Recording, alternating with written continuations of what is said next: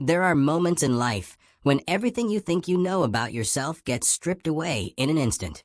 Not by tragedy, not by loss, but by a single act of kindness from someone who has every reason not to care. This is a story about two people who should never have crossed paths. One had everything the world could offer. The other had nothing but grease under his fingernails and a determination that poverty couldn't break. What happened between them wasn't love at first sight. It was something deeper, something that would challenge everything she believed about worth, and everything he believed about his place in the world. Because sometimes the people we overlook are the ones who hold the keys to our freedom. And sometimes the hands we refuse to shake are the ones that will save us. What do you do when the person you've been taught to ignore becomes the only person who sees you? When wealth becomes a prison and poverty becomes a mirror?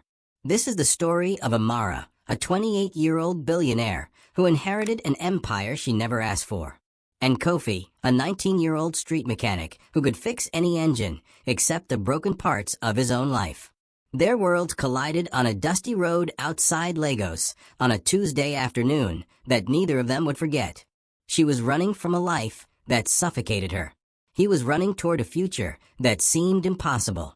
What happened next would change both of their lives. But the question remains, when two people from opposite ends of the world find each other, can they survive the distance between who they are and who they're expected to be? Kofi grew up in the margins. Not invisible, but close enough. His mother died when he was 7, leaving him with an aunt who loved him but couldn't afford to feed him. By the time he was 12, he was sleeping in the back of a mechanic's shop in exchange for learning the trade. Cars became his language. Engines became his teachers. While other boys his age were in school, Kofi was elbow-deep in transmissions, learning how things broke and how to make them whole again. He had a gift for it, an intuition that couldn't be taught. By 17, he could diagnose a problem just by listening. By 18, he had saved enough to rent a corner of a street where he set up his own workshop. Just a tarp, a toolbox, and a dream that refused to die. He didn't ask for much, just enough to eat. Enough to send a little money back to his aunt. Enough to prove that being homeless didn't mean being hopeless. But poverty has a way of making you invisible. People would walk past him every day, stepping over his tools, avoiding his eyes. To them, he was just another young man who didn't matter. Just another face in the crowd of people the world had forgotten. But Kofi didn't believe that. He couldn't afford to. Because the moment you believe you don't matter is the moment you stop trying. And Kofi was still trying.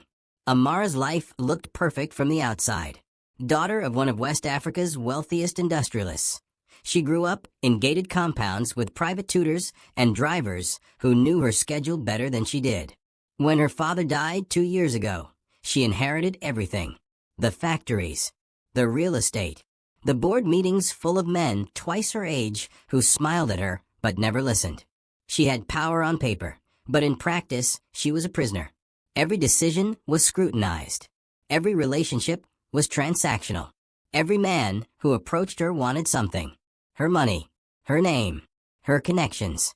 No one ever asked what she wanted. No one cared that she felt like she was drowning in a life that wasn't hers.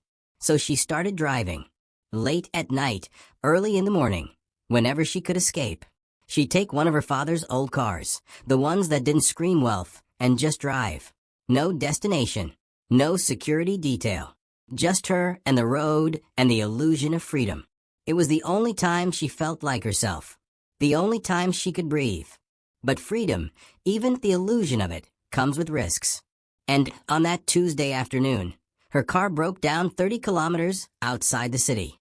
No phone signal. No help in sight. Just the sun beating down and the realization that all her money couldn't fix this. Before we dive deeper, let us know in the comments where you're watching from. We'd love to hear from you. And if you're new here, click on the subscribe button so you never miss any of our upcoming stories. Kofi saw the car first. A 1987 Mercedes, cream-colored, pulled over on the side of the road with the hood up. Most people wouldn't have stopped. Street mechanics don't get paid for charity, and breakdowns on the highway usually mean trouble. But something made him pull over. Maybe it was the way the car sat there, dignified even in distress. Maybe it was instinct. Or maybe it was something else. Something neither of them could explain. He walked up slowly, tools in hand, and that's when he saw her. She was standing by the car, phone in hand, frustration written across her face. Designer clothes covered in dust. Sunglasses hiding eyes that looked both fierce and exhausted. She looked up when she heard him approach, and for a moment, neither of them spoke. He saw suspicion first. Then relief. Then something that looked like embarrassment. She wasn't used to needing help. Especially not from someone like him. But her car wasn't starting, and pride doesn't fix engines. So she stepped aside and let him look. Kofi didn't say much. He never did. He just opened the hood, listened, checked the connections. And within minutes, he knew exactly what was wrong. Fuel pump failure. Not something you could fix on the side of the road, but something he could bypass long enough to get her to a proper garage. He worked quickly, efficiently, his hands moving with the confidence of someone who had done this 1,000 times. She watched him, and for the first time in years, she saw someone who wasn't performing. Someone who was just doing what he knew how to do. 20 minutes later, the car was running. She asked him how much she owed him, pulling out a wallet that probably held more cash than he'd seen in months. But Kofi shook his head. He didn't want her money. He didn't need her pity. He just wanted to help. It was a reflex. The same reflex that made him fix his neighbor's motorcycle for free, or help the woman down the street carry her groceries. Kindness wasn't a transaction for him. It was just who he was. But Amara didn't understand that. In her world, everything had a price. Everything was a negotiation. So when he refused her money, she didn't know what to do. She stood there, wallet in hand, staring at this young man who had just saved her and wanted nothing in return. And for the first time in a long time, she felt something shift inside her. Something she couldn't name. She insisted. Not because she thought he needed the money, though she could see that he did, but because she needed to give it. Needed to balance the scales. Needed to maintain the distance between them. But Kofi still refused. And in that refusal, something broke. Not between them, but within her. Because she realized that this stranger, this homeless mechanic with grease on his hands and holes in his shoes, had more dignity than most of the people she knew. He had boundaries. He had pride. He had a sense of self that her money couldn't touch. And that terrified her. Because it meant he was real in a way that most people in her life weren't. If this story has your heart racing, don't forget to like, share, and subscribe. It helps us bring more stories like this to life. Amara couldn't stop thinking about him. Not in the way people think about strangers they'll never see again, but in the way you think about a question you can't answer. She went back the next week, told herself she was just checking on the car, making sure the repair held. But really, she wanted to see him again. Wanted to understand him. She found him where he always was, under a tarp on the side of the road, working on someone's engine. When she pulled up, he looked up, surprised but not shocked. Like he'd been expecting her, even though he hadn't. They talked. Not about anything important at first. Just small things. The weather. The traffic. The way the city never stopped moving. But slowly, carefully, they started sharing more. She learned that he'd never been to school past primary level.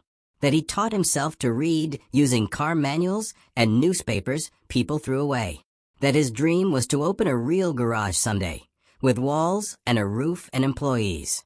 That he sent half of everything he earned back to his aunt, even though it meant he sometimes went hungry. She learned that he was 19, but carried himself like someone much older. That he had a laugh that came from somewhere deep and genuine. That he saw the world not as it was, but as it could be. And the more she learned, the more she realized how much of her own life was a performance. How much of who she was had been decided by other people. Kofi learned things too. That she hated board meetings, but loved driving. That she'd wanted to be an architect, but her father had insisted she study business. That she felt like a stranger in her own life. That she was lonely in a way that had nothing to do with being alone. He didn't judge her for it. Didn't tell her she was privileged, or that she had no right to complain. He just listened. And in his listening, she found something she'd been searching for her whole life. Someone who saw her. Not her money. Not her name. Just her. And that changed everything. They started meeting regularly. Once a week at first, then twice, then whenever they could. She'd show up in ordinary clothes, her hair tied back, no makeup, no pretense. They'd sit on plastic chairs outside his workspace and talk for hours. About dreams. About fear. About what it means to be trapped by circumstances you didn't choose. He showed her how to change oil. She told him about places she'd traveled. He taught her to see beauty in small things.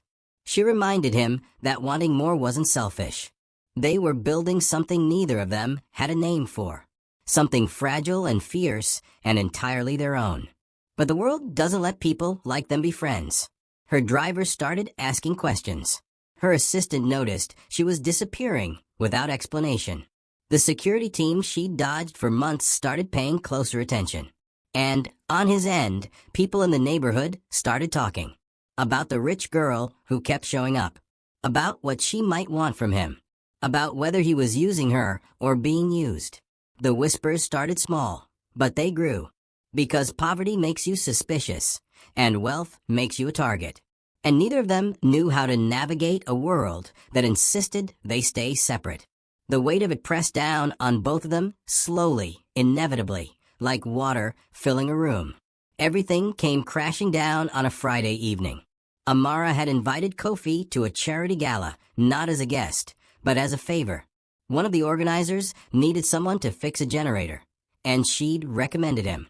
It was supposed to be simple. A job. A chance for him to make some money and see a world he'd never been part of. But when he arrived, covered in dust from a road, carrying his toolbox, the security wouldn't let him in. They saw a homeless boy, a potential threat. No matter how many times he explained, no matter that Amara had sent him, they refused. And when she finally came out to get him, she saw the way they looked at him. The way they looked at her. The judgment in their eyes wasn't just about him. It was about her. About what it meant that she'd brought him here. About what people would say. She froze. Not because she was ashamed of him, but because she was ashamed of herself. Ashamed that she cared what these people thought. Ashamed that even now, standing in front of someone who saw her for who she really was, she was still trapped by expectations. Kofi saw it in her face. The hesitation. The fear. And, in that moment, he understood something he'd been trying not to see. That no matter how much they cared about each other, the world they lived in would never let them be equals. That her kindness, no matter how genuine, came from a place of power. And his presence in her life, no matter how meaningful, would always be seen as charity. He left. Didn't make a scene. Didn't demand an apology. Just turned around and walked away. Past the guards who smirked as he passed, past the luxury cars that cost more than he'd earn in a lifetime. He walked back to his corner of the city, back to his tarp and his tools, and he tried to convince himself that he'd always known it would end like this. That people like them didn't get happy endings. That the world doesn't reward kindness, it punishes it. But the anger he felt wasn't just at her. It was at himself. For believing, even for a moment, that he could step into her world without losing himself, for thinking that connection could overcome the distance between them. Amara stood there frozen as he disappeared into the night. The gala continued around her. People laughed. Music played. No one noticed the quiet devastation on her face.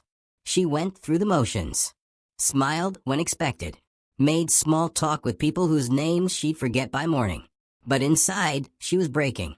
Because she realized that everything she'd felt with Kofi, every moment of genuine connection, had been built on a foundation she'd been too afraid to challenge. She'd wanted to be different, wanted to be someone who didn't care about status or wealth or what people thought. But when it mattered, she'd chosen safety over courage. She'd chosen the familiar prison over the terrifying freedom of the unknown. And that choice, more than anything, showed her exactly who she was. Days passed, then weeks. She didn't go looking for him, didn't send messages or money or apologies. Because what could she say? That she was sorry? That she wished things were different? Words like that meant nothing when actions, proved otherwise. She threw herself back into her work, back into board meetings and business deals, and the carefully constructed life she'd been trying to escape. But everything felt hollow now. Every decision felt meaningless. Because Kofi had shown her what it felt like to be seen, and now that she'd lost that, everything else felt like pretending. She'd had a chance to choose differently, to step outside the boundaries of her world. And she'd failed. That failure would haunt her in ways she couldn't yet understand. 3 months later, on a morning that felt like any other, Amara made a decision. Not a dramatic one. Not the kind that makes headlines or changes everything overnight. Just a quiet, deliberate choice to stop pretending. She sold her father's company. Not all of it, but enough to free herself from the endless cycle of meetings and obligations. She kept what mattered, what actually did good in the world, and let go of everything else. And then, with the kind of clarity that only comes after you've lost something irreplaceable, she went looking for him. She found him in the same place, under the same tarp, working on the same types of engines. But something was different. He'd grown. Not just older, but more settled. Like he'd made peace with something she was only beginning to understand. When she approached, he looked up, and there was no anger in his eyes. Just a quiet sadness. She didn't apologize right away. Didn't try to explain or justify. She just asked him a question. A simple one. Whether he still wanted to open that garage he'd told her about. Whether he'd let her help. Not as charity. Not as guilt. But as an investment in something real. He studied her for a long time. Looked past the expensive clothes she no longer wore. Past the carefully maintained distance she'd finally abandoned. He was trying to see if she meant it. If she'd really changed, or if this was just another performance. And what he saw was someone who'd been broken and put back together differently. Someone who'd learned what he already knew.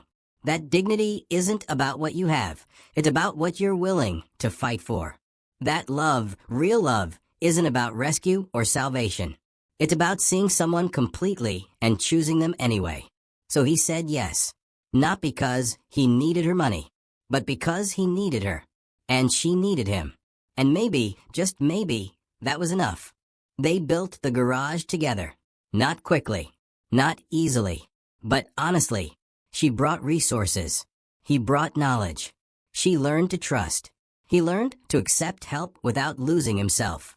They fought. They compromised. They made mistakes and fixed them.